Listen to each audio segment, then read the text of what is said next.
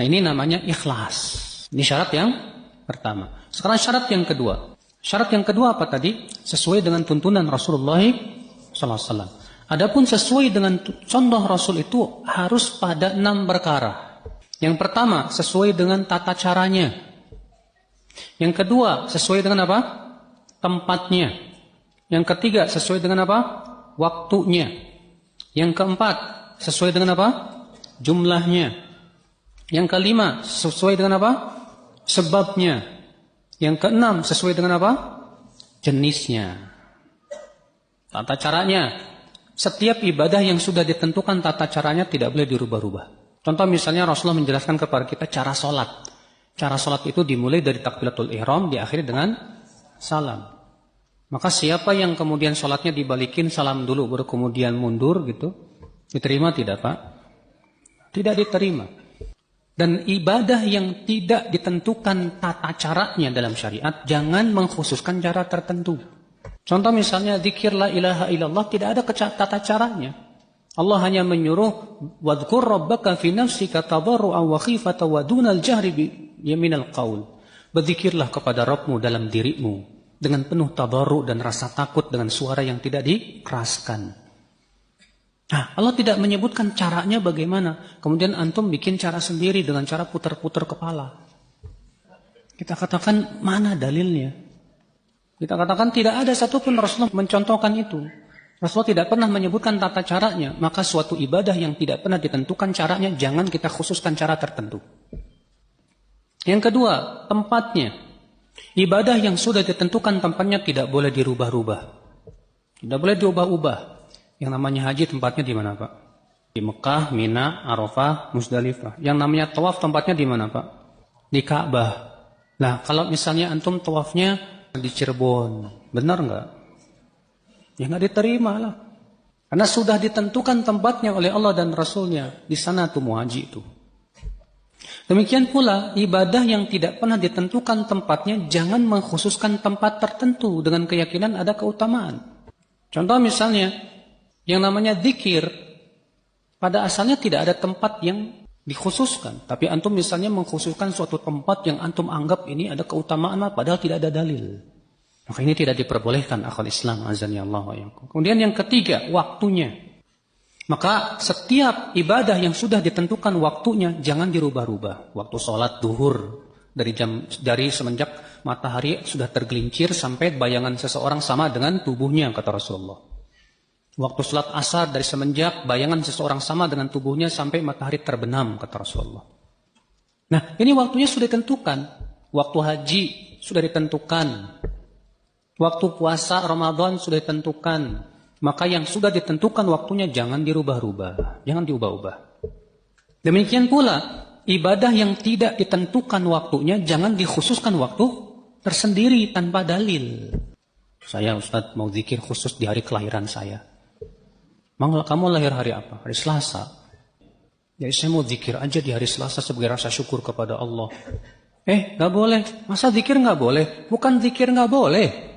Zikir bagus, tapi kamu mengkhususkan zikir di satu waktu dan kamu punya keyakinan di situ ada keutamaan, kamu sudah membuat syariat baru. Allah tidak pernah menentukan kapan waktu zikir yang utama, ya kecuali yang ditunjukkan dalil seperti di hari-hari tasyrik. Itu memang waktu zikir yang sangat utama. Jadi 10 awal bulan Dzulhijjah itu zikir yang paling utama. Tapi zikir yang sifatnya mutlak tidak boleh dikhususkan di hari kelahiran. Yang keempat, jumlah. Maka setiap ibadah yang sudah ditentukan jumlahnya tidak boleh diubah-ubah. Rasulullah mensyariatkan nih, habis zikir, habis sholat, zikir subhanallah 33 kali, alhamdulillah 33 kali, Allahu Akbar 33 kali, la ilaha illallah wahdahu la syarikalah, lahul mulku wa lahul hamdu wa huwa ala kulli syai'in qadir. Berapa? Sekali. Lalu ada orang berkata, terlalu sedikit itu. Saya mau 330. Alhamdulillah 330, Allahu Akbar 330, la ilaha illallah sampai seterusnya 10, jadi 1000. Wah, banyakan saya daripada kamu. Kita katakan, ya akhi, kamu lebih pintar dari Rasulullah ya. Rasulullah yang menentukan untuk kita 100, kamu mau tambah. Seakan-akan kamu mengatakan, Rasulullah itu gak tahu kebaikan. Saya lebih tahu dari dia. La ilaha illallah. Maka ya akhi, sesuatu yang sudah ditentukan oleh Rasulullah jangan diubah-ubah, jangan. Demikian pula, tidak boleh zikir yang tidak ada ketentuannya, jumlahnya. Kita tentukan jumlah sendiri, apalagi dengan ada keutamaan tertentu. Nih ya, biar enteng jodoh, ucapan la ilaha illallah 5.000 kali. Kita katakan mana dalilnya, Pak? Udah menentukan jumlah tanpa dalil, sudah begitu menentukan keutamaan tanpa dalil. Nih biar kamu bisa kawin lagi ya. Misalnya ucapin sekian ribu. Wah ini semua bid'ah dalam agama, Pak. Tidak boleh, ya. Yang kelima, sebabnya. Tidak boleh kita menentukan sebab sesuatu yang tidak ditentukan oleh Allah dan Rasulnya. Dan sesuatu yang sudah ditentukan sebabnya jangan juga diubah-ubah. Contoh misalnya, setelah bersin dianjurkan baca apa? Alhamdulillah. Boleh enggak setelah bersin kita ucapan subhanallah? Nggak boleh. Atau setelah bersin kita ucapan la ilaha illallah, boleh? Nggak boleh. Setelah bersin haji, alhamdulillah. Dijawab sama temannya apa? Yarhamukallah. Dijawab lagi apa? Yahdikumullah wa yuslih balakum. Nah, ini nggak boleh diubah-ubah sama yang lain, Mbak. Demikian pula ibadah yang tidak ditentukan sebabnya jangan bikin sebab sendiri. Ini banyak sekali di zaman sekarang nih, Pak, misalnya doa ngobatin bisul. Benar. Itu dalam kitab-kitab mujarobat itu ada itu. Bacakan bisul sambil dibaca ayat yas'alunaka 'anil jibal faqul yansifuha rabbi nasfa wa yadharuha ya qa'an safsafa. Mereka bertanya kepadamu tentang gunung, katakanlah Allah akan menghancurkan sehancur-hancurnya. Gunung aja hancur apalagi bisul. Allah.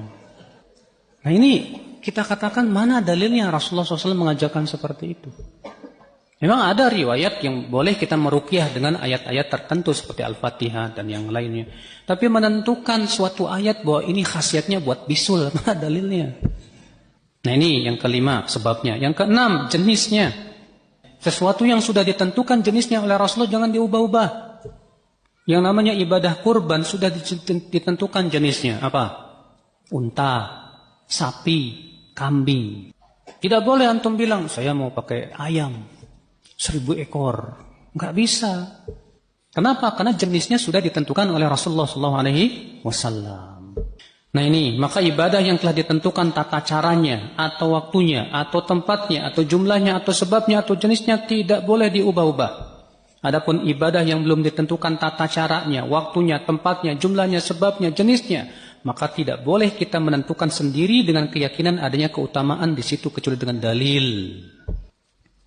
Dan poin pentingnya berpegang kepada sunnah. Berpegang teguh dengan sunnah ini adalah merupakan poros agama Islam. Talinya yang paling kuat, bahkan ia adalah istana yang paling kokoh untuk mempertahankan agama Islam ini. Karena Islam ini hakikatnya sunnah Nabi. Dan sunnah Nabi itulah Islam. Makanya Imam Al-Barbahari berkata apa? I'lamu annal islamah wa sunnah wa sunnatu hiyal Islam. Ketahuilah Islam itu adalah sunnah, sunnah itu adalah Islam. Sunnah itu apa? Semua yang diajarkan oleh Rasulullah sallallahu alaihi wasallam. Maka semua yang Rasul ajarkan itu disebut dengan sunnah. Bayangkan kalau misalnya sunnah atau hadis Nabi itu kita tolak. Sama saja kita menolak Islam. Karena mungkinkah Islam dengan sunnah dipisahkan? Tidak mungkin. Ya. Yang mengatur tentang tata cara hidup kita, cara ibadah kita, cara muamalah kita, siapa? Rasulullah sallallahu alaihi wasallam. Dalam Al-Quran, ayat-ayat hukum itu sifatnya global, Pak. Ada tidak dalam Al-Quran tata cara sholat dari takbiratul ihram sampai salam? Ada? Silahkan. Anda tidak akan temukan satupun ayatnya. Perincian dan penjelasannya di mana? Dalam hadis Nabi, dalam sunnah Nabi SAW.